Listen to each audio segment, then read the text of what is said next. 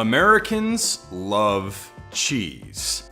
Cheese consumption reached an all-time high in the United States in 2018, which is weird because Americans are drinking less milk than ever. Consumption of fluid milk plummeted from 247 pounds per person in 1975 to 146 pounds per person in 2018. But at the same time, cheese grew from just over 14 pounds in 1975 to about 38 pounds in 2018, plus an extra 2 pounds of cottage cheese, which, let's be honest, is really a separate category altogether. The only other category of dairy product that has seen such growth over the last half century has been yogurt, which is still a far smaller share of the total than cheese in terms of consumption. So why are Americans eating so much more cheese when many other categories of dairy are either falling, stagnant, or growing only slightly?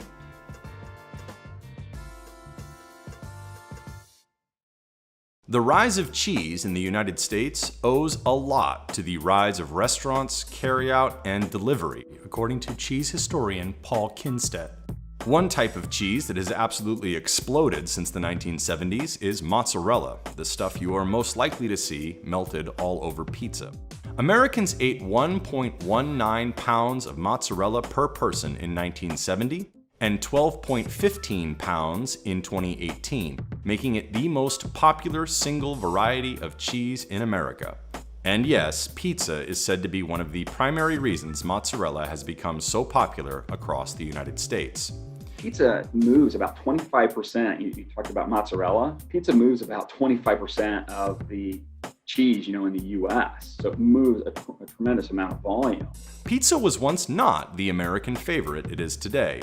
Instead, it was a distinctly Italian specialty, found in the mostly Italian sections of cities around the country. But in the middle of the 20th century, pizza went mainstream.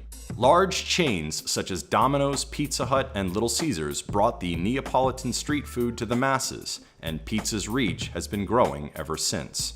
A study in 2014 from the USDA found that 1 in 8 Americans aged 2 years or older and more than 25% of all males between the ages of 6 and 19 ate a slice or more on any given day.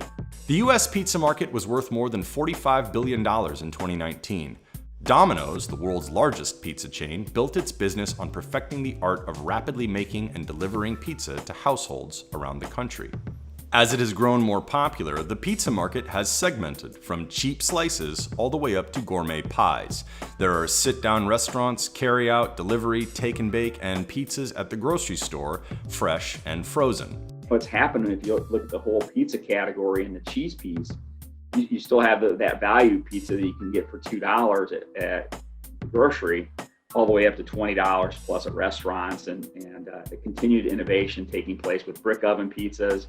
Now, they're selling $5,000 pizza ovens that people are putting in their backyard. While pizza is originally Italian, American companies have successfully exported their own version to other countries around the world, even those where cheese is traditionally rarely eaten, such as China. But other varieties of cheese have also benefited from the decades-long growth of food service in the US. The increasing popularity of cuisines such as Mexican and Southwestern-style food have boosted the popularity of classic American-style cheese varieties such as cheddar and jack. We partner with Taco Bell. We started working with them in 2012. They used to view cheese as a garnish like lettuce and tomatoes, and we started showing them all these new innovative properties that cheese can do. Now they stuff the shell with cheese. We just launched with them a grilled cheese burrito where actually, it's got cheese sauce on the inside and a melty cheese on top. Their consumers love the transformative properties. And so that's just a really fun thing that you see why it's so important to the consumers, because they can use it in so many different ways on the transformation. The way mozzarella has been able to piggyback on pizza to achieve its popularity says a lot about how the fate of one food product is often tied to that of another. In the middle of the 20th century, another cheesy substance rode high in the US in large part on the popularity of another classic American dish, the fast food hamburger. It is hard to talk about the history of cheese in America without talking about, well, American cheese. The yellow-orange slices are famed as essential components of classic American diner staples such as cheeseburgers, grilled cheese sandwiches, and tuna melts. American cheese is a processed cheese, which means it is made from cheese and some other ingredients that, among other things, help prolong its shelf life and allow it to be smoothly melted. Perhaps the best-known brand of American cheese, Kraft Singles, are made of milk, cheddar cheese, whey, milk protein concentrate, milk fat, sodium citrate, calcium phosphate, modified food starch, whey protein concentrate, salt, lactic acid, annatto and paprika extract for color, natamycin, which is a natural mold inhibitor, enzymes, cheese culture, and vitamin D3. Apart from slices, such as Kraft Singles, processed cheese also refers to products such as Velveeta and a range of spreadable cheeses, such as cream cheese, and cheese products, such as Easy Cheese and Cheese Whiz. It appears a few different groups of food scientists were working on recipes that would become what we know as American cheese. But in 1916, the Canadian-born American businessman James Lewis Kraft patented the process for producing the American cheese that would make the Kraft brand name famous. Later, American cheese became a staple ingredient on cheeseburgers served all around America and later around the world by fast food giants, perhaps most famously McDonald's. You look at like as McDonald's, right? When the launch of that chain and the launch of the hamburger using American cheese on that kind of just helped install that culture in the world. And I always still tell people the fun fact: if you think about 85% of burgers have cheese on it, and only about 10% of chicken sandwiches have cheese. But I would much rather have the taste of beef versus the taste of chicken. They're kind of side by side. They're kind of bland. Chicken's blander, yet they put more cheese on beef than chicken. So chicken's an opportunity when you think about that. However, processed cheeses have declined in popularity over the last decade or so. For example, industry research group IRI told CNBC that processed cheeses, such as slices and spreads, sold in the cheese section of the grocery store dairy aisle have seen sales decline nearly 18% since 1995, from 8.7 pounds per person that year to 7.07 pounds in 2018. So there's a couple of categories within dairy that have been struggling over the past few years. One being processed cheese and one being margarine. And so you think about how consumers have moved away from processed foods. Processed cheese and margarine have really struggled over the last 5 years. Processed cheeses, like processed foods in general, have their critics, who say these long-loved goods are unhealthy examples of America's misapplication of industrial manufacturing methods to food. It is not even cheese, say some haters. In a comment to CNBC, Kraft said its process historically brought safe, fresh, and convenient cheese to millions of Americans at a time when that wasn't the norm.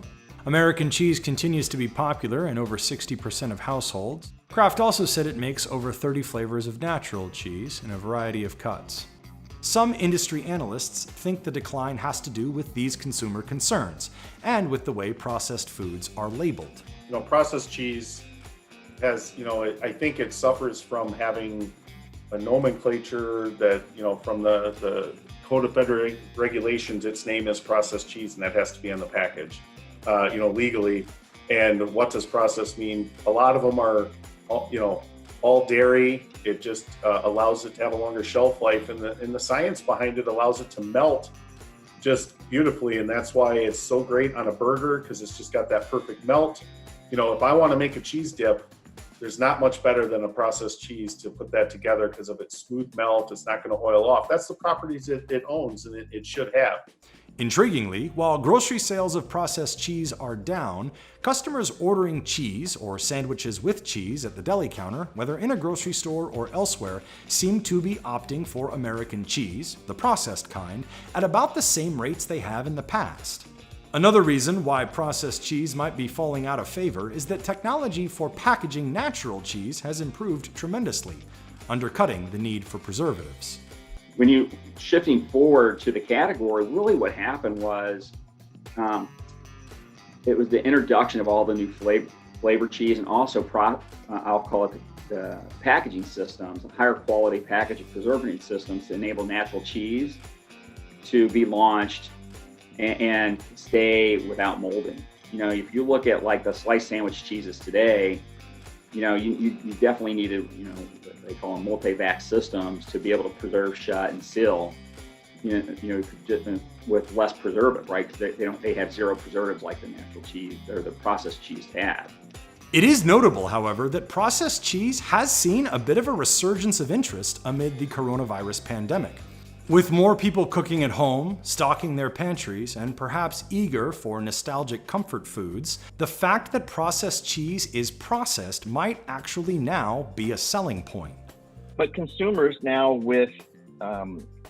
faced with wanting to have stuff, products that had a longer shelf life, that maybe were canned, that they were shopping in different sections of the store that maybe they hadn't shopped in before. Kraft macaroni and cheese, I think, had a huge uptick in terms of the volume that it sold during COVID. But what we saw processed cheese and margarine all of a sudden see some pretty good growth, which we hadn't seen again for like the last 4 or 5 years. Kraft told CNBC it has seen double-digit growth in its singles product in 2020 and pointed out that internet searches for grilled cheese sandwiches, which frequently feature Kraft singles, are up 30%.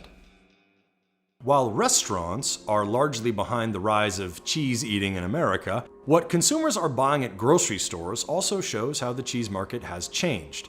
Stores are stocking ever greater varieties of cheese in an array of forms to make it easier for customers to incorporate cheese into their diets.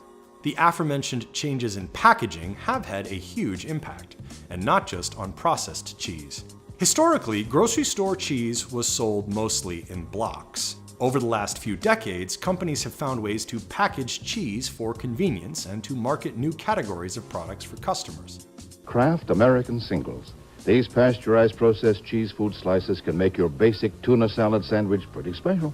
They're individually wrapped, so they're easy to open.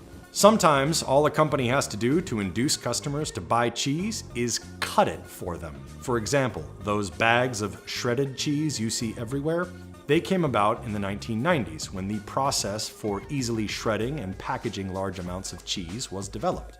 Now, shredded cheese is the biggest seller of natural cheese varieties. The entire natural cheese category is worth around $17 to $18 billion, and shredded cheese alone is about $6 billion of that. Customers like the convenience. One of the things we looked at is once you put a shredded cheese in the household, they just use it so many different ways. I think about a quarter of the use was just people snacking out of it. If you're making a omelet, people still snack. If you're making a quesadilla, they were still snacking before they even made the quesadilla.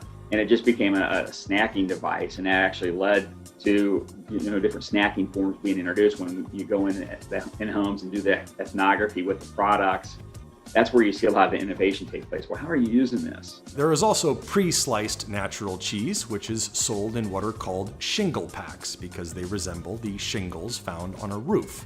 But those don't sell as well as whole blocks. Cheese is also cut into crumbles, sticks, cubes, and other snack or garnish-ready sizes. The Baby Bell brand sells small wax-coated wheels of cheese. Brands such as Oscar Mayer and Sargento sell snack packs with cheese, meat, nuts, dried fruit, and chocolate. In some cases, these companies are trying to promote cheese as a portable protein source, capitalizing on interest in high-protein diets. Oscar Mayer even calls one product portable protein packs. It is a way to keep cheese palatable and relevant to customers whose tastes in recent years have increasingly veered toward foods that are at least perceived to be natural and healthy.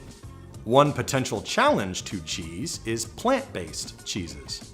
So far, these are a small portion of the market. Only about 3.3% of products competing with processed cheese are plant-based, and 0.1% of those competing with natural cheeses are plant-based. But technology is improving.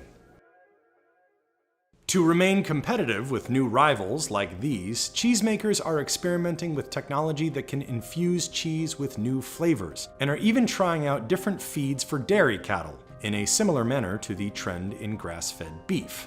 I would say in the last decade, you've started seeing it's more in the higher end restaurant arenas, but you start to see some cool things. The fusion of cheese, whether it's cheese infused with coffee, cheese infused with wine. So you think about how we've evolved the category to a much more experiential type, and the innovation that's come into that category is really focusing on consumer need states now. A lot of this innovation makes its way into restaurants before it hits store shelves. Customers have also developed an ever greater interest in cheeses that are craft-made, locally sourced, ethically produced, and environmentally sustainable. The artisanal or craft cheese market in the United States is so far small, but it is growing. And that's where the artisan cheesemakers really come in and are able to find a niche that they want to expand beyond just the typical cheddar. So they might just move a little bit away and say, I'm going to make a bandage cheddar or a cloth-bound cheddar and age it, and it gives it an extra savory depth or different flavor. They might go, I'm going to make an original cheese, and it's kind of a Parmesan cheddar hybrid. There are even major cheese competitions among purveyors from the US, Europe, and elsewhere around the world. Chad Gaylor is Vice President of Food Safety and Product Research at Dairy Management, a trade association for the dairy industry. But he is also a judge at some of the largest cheese competitions in the world, where thousands of entries compete for recognition as the best. Right. They get the flavor. Before I even taste it, I'm looking at how it looks and the outside, the appearance.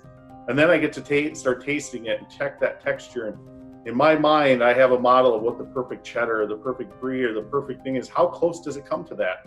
And that's how we score it on these and so the difference in any category, even the winners, might be tenths, even hundredths of a point when they win, when you add up all 100, 40 or 50 criteria that you're doing, and you take every cheese starts at 100, and then we start taking a few points away. So it's, like I said, they're all delicious, but we're going in there with just everyone that's a judge there probably has 15, 20 years in the industry and has a lot of experience to know what to look for with the cheese, and we're discerning some of the finest details. In part, it is a response to the considerable portion of imported cheeses sold in the US from countries around the world, especially high-end purveyors in Europe. The history of it used to be if you wanted fancy cheese or flavorful cheese, you bought it from Europe, and now we have US cheeses standing up to and being really at the same quality of those European cheeses. During the course of a 2.5-day contest, Gaylor and other judges will each test somewhere between 60 and 80 samples of cheese per day. European countries are among the biggest consumers of cheese in the world. Back in 2014, the International Dairy Foods Association found the French ate 57 pounds of cheese per year, compared with just 34 pounds per person in the United States. In fact, all of the top 10 cheese-eating countries in the world were all in Europe. From a global standpoint and from a country standpoint, we don't even break into the top 15 of per capita consumption. Denmark leads it with 28 kilograms per capita, and the U.S. is down there at 17. So you think 17 to 28, there's still a lot of cheese that we're not consuming, even though we've more than doubled our consumption since '75. But if the American appetite for cheese continues to grow, the country could catch up soon enough.